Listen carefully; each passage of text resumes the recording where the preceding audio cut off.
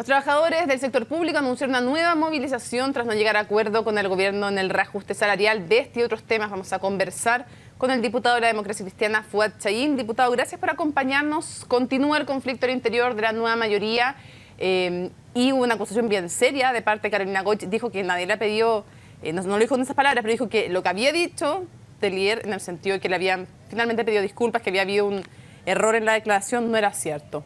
¿Quién dice la verdad aquí? Bueno, Mónica, buenas noches, Daniel.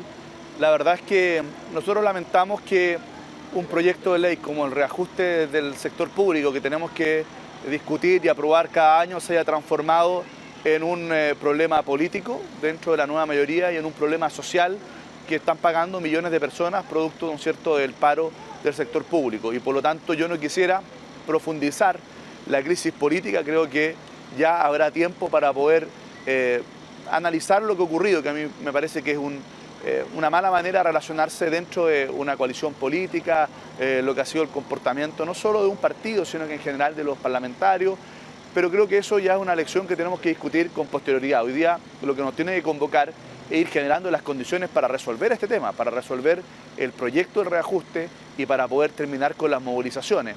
Después podremos analizar efectivamente con mira sobre todo a lo que tiene que ser una nueva coalición política hacia el futuro, de qué manera tenemos que comprometernos a relacionarnos y actuar para poder ver si tenemos posibilidad de construir algo en conjunto en el futuro. Diputado, el partido de la nueva mayoría en que más parlamentarios no votaron a favor del reajuste fue la Democracia Cristiana, con 7 diputados. ¿Cómo se entiende que la DC entonces ponga la primera responsabilidad en otros partidos si no fue capaz de alinearse ella con la propuesta del gobierno en primer lugar? No, lo primero es que yo quiero señalar que son 7 de 22 diputados y por lo tanto creo que es una mala cuenta ver el número de parlamentarios, hay que ver el porcentaje también que representan de la bancada.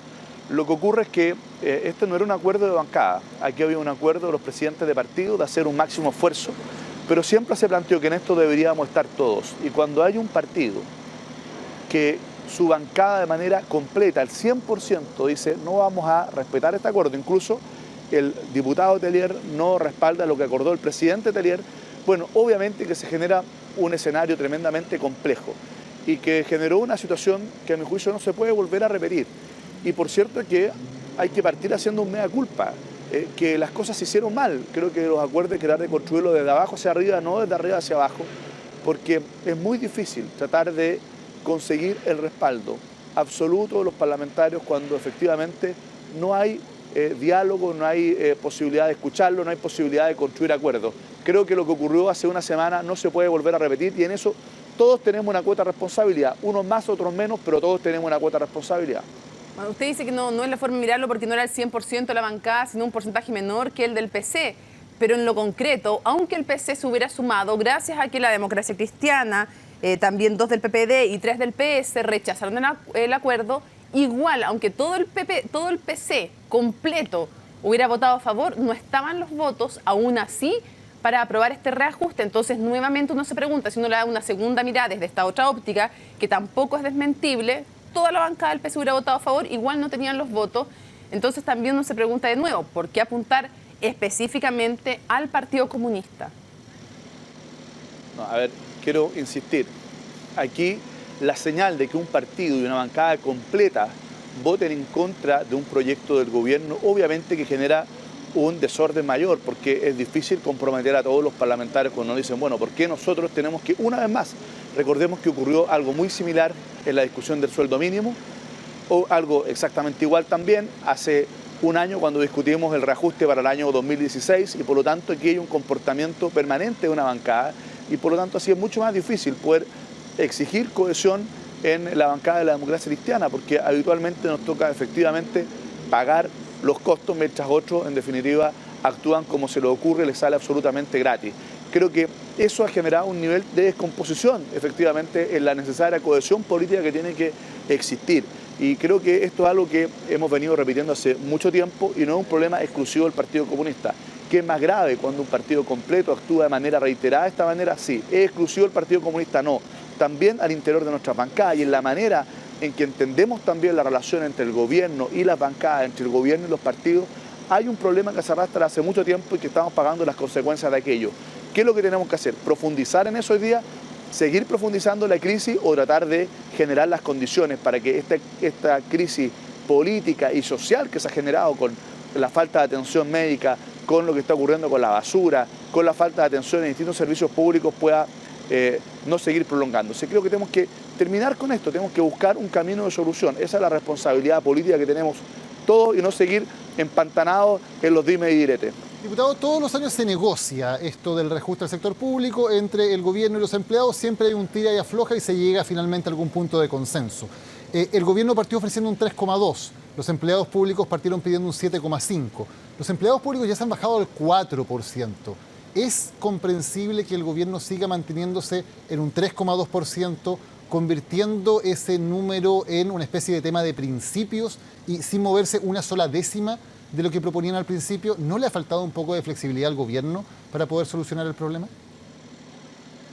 Bueno, para ser justo, el gobierno antes de ingresar al proyecto partió ofreciendo un 2,9% y llegó al 3,2%. También, ¿no es cierto?, se mejoraron en la discusión parlamentaria, en el primer proyecto de reajuste, en el fallido primer proyecto de reajuste, sustantivamente los bonos, tanto desde el punto de vista de sus montos como su cobertura. Pero a su pregunta yo creo que sí, cuando estamos en una situación tan crítica como esta, obviamente que nadie tiene la responsabilidad exclusiva. Aquí ha faltado flexibilidad de ambas partes, ¿ah? De ambas partes ha faltado capacidad de ceder, de ponerse de acuerdo y tratar de construir una salida. En eso yo creo que no hay dos opiniones. Ha faltado capacidad de poder buscar un camino de solución, sí.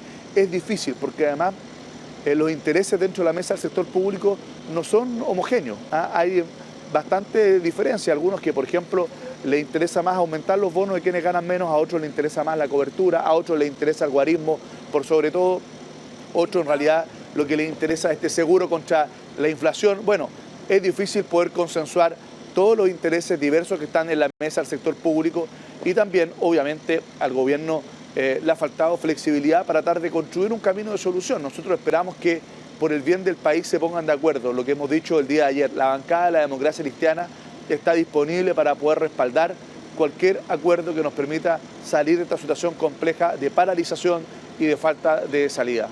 Diputado, llevando este conflicto a algo más global, la presidenta de su partido, Carolina Goich, dijo: no hay excusas para no apoyar a un gobierno del cual se es partidario. Son sus palabras textuales.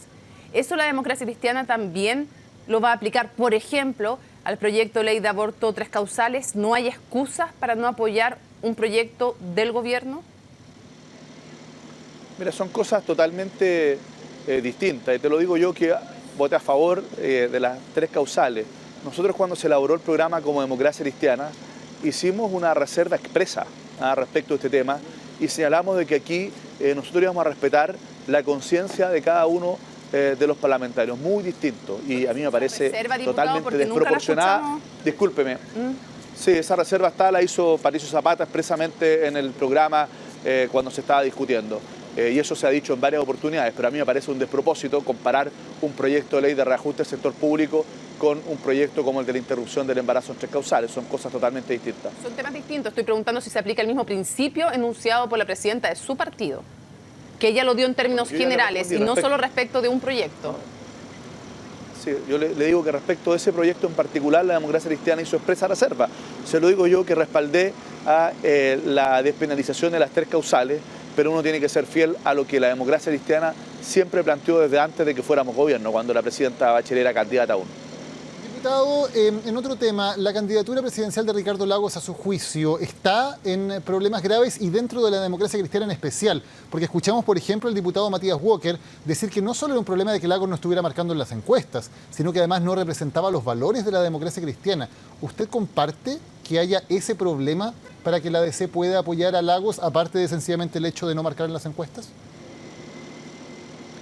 Bien, a mí me parece que el problema de Ricardo Lagos es que no ha sabido interpretar efectivamente la forma de entender la política del Chile de hoy. Hoy día no se puede uno pretender imponer sobre la base de maniobras y acuerdos cupulares, ¿no es cierto?, para poder ser ungido por la institucionalidad de los partidos, sino que efectivamente es necesario poder interpretar al Chile del siglo XXI, que requiere más participación, más diálogo, que los liderazgos se construyan desde abajo hacia arriba. Creo que esa fue la señal clara que se dio en las elecciones municipales. Aquellos liderazgos que bloquearon las primarias, que tenían un importante desgaste. La verdad es que la regla general es que le fue bastante mal. Aquellos liderazgos, por el contrario, que se fueron construyendo desde abajo, que tenían mucho más calle, mucho más legitimidad desde la ciudadanía, bueno, fueron aquellos que les fue mejor, que ahí estaba la clave del éxito. Por lo tanto, yo creo que el perfil del liderazgo del Chile de hoy es totalmente distinto al del Chile de los 90. Chile cambió y requiere una manera de relacionarse de la política con la ciudadanía totalmente distinta y también dentro de la propia política. Y creo que el expresidente Ricardo Lagos, que merece todo mi respeto, una persona capaz, inteligente, con una mirada de país que uno tiene que reconocer, no ha sabido leer efectivamente los signos de los tiempos y no ha sabido entusiasmar al Chile de hoy. Y creo que eso es una enorme realidad y evidentemente que eso le ha generado problemas para ser por una parte proclamado probablemente como él quisiera por sus propios partidos y por otro lado también para poder generar adhesión ciudadana. ¿Y le parece que Alejandro Guillet tiene una forma más que interpreta mejor a la ciudadanía o le parece que está en la misma tónica de Ricardo Lagos y en consecuencia debiera la democracia cristiana, como usted dijo en alguna ocasión, ir a una primera vuelta con un candidato propio? Mire, yo tampoco voy a descalificar a Alejandro Guillet, muy por el contrario, creo que él ha colocado temas importantes como el tema de la descentralización, eso hay que reconocerlo. Cuando se dice no se le conoce una idea, él sí tomó la decisión de respaldar con mucha fuerza el tema de la descentralización. ¿Basta con eso para ser candidato presidencial? Claramente que no. Yo he dicho, la candidatura a Alejandro Guillet le falta madurar, le falta mostrar contenido, mostrar equipo, pero obviamente que al menos tiene un capital que es fundamental, tiene credibilidad, por algo la ciudadanía le ha dado un respaldo bastante interesante en la encuesta. ¿Es suficiente eso para ser candidato presidencial? A mi juicio no. ¿Cuál es la tarea nuestra de la democracia cristiana? Construir una alternativa y para eso hemos tomado la decisión de hacer las cosas totalmente distinto. Primero, elaborar una propuesta, un programa, estamos en eso. El fin de semana pasado encuentro en diversas regiones, este fin de semana en otras regiones encuentros programáticos porque primero vamos a partir por la idea y después por el candidato. Creo que las ideas que además se construyen desde regiones a Santiago, desde la ciudadanía hacia las esferas de conducción política, creo que puede ser la clave para poder posicionar un nombre de la democracia cristiana. ¿Es fácil? No, está difícil la tarea, pero creo que todavía tenemos tiempo, si tenemos la convicción de hacerlo y somos de alguna manera innovadores en la manera en que somos capaces de construir una alternativa presidencial. Diputado Chay, muchísimas gracias por acompañarnos en CNN Prime, que tengan muy buenas noches. Muchas gracias, muy buenas noches, que estén muy bien.